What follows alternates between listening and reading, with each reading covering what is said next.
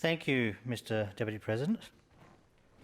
And I thank the honourable members who made a contribution to this debate. I thank Mr Mark Latham for adding the 2 new concerns to the motion that he has, Mr John Graham for adding the 2 matters that he has added, and I thank the Green Party, the Shooters and Farmers and Fishers Party and the Animal Justice Party for the support that they have extended to the motion, albeit reluctantly, given the gravity of the matters that we are discussing and, of course, the matters that go to the highest levels of government in this state. And I thank the Leader of the House, the Honourable Damien Tudehope, for his contributions. Mr Deputy President, he must be the hardest working man in showbiz. But I have to tell the House the curtains are coming down on this long-running show.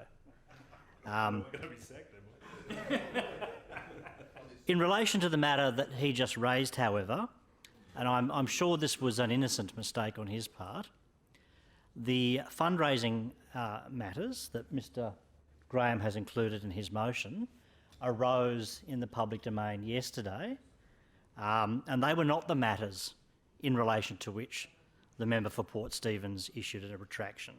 I will not get into those matters, but unwittingly perhaps those instructing the Leader of the House have again caused him to mislead this House on those factual matters. And I'd invite him to push back a bit when he's given a script from the Executive as to what to put to this House about the true state of facts.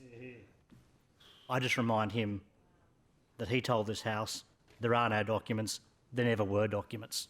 He wasn't telling the House that they had been shredded because he was misled.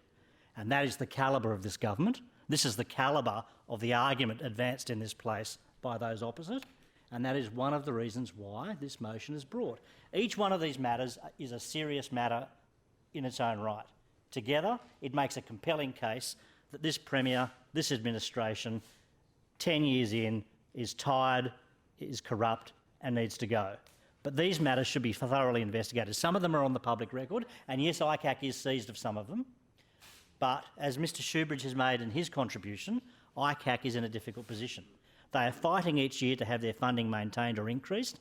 Some of us have been arguing for an independent funding model for ICAC and other bodies, and ICAC will have to weigh up very seriously about whether it commences an investigation into the Leader of the Executive Government that holds the purse strings to that institution. We must, as a parliament, end that situation so that there can be no cloud over independent agencies of all kind. But by making this referral, this parliament can provide to the ICAC the information it needs and free it from having to make that discretionary decision.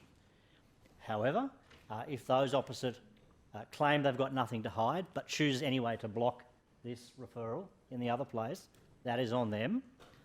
This House will still, through the clerk, seek to provide to the ICAC the will of this place and the will of a very broad grouping of political representation, often with little in common in terms of political theory and philosophy, but united in working for higher levels of transparency in government in this state.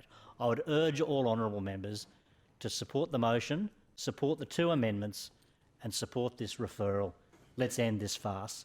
Let's end this sideshow. Let's put integrity back into Macquarie Street, into government in this state.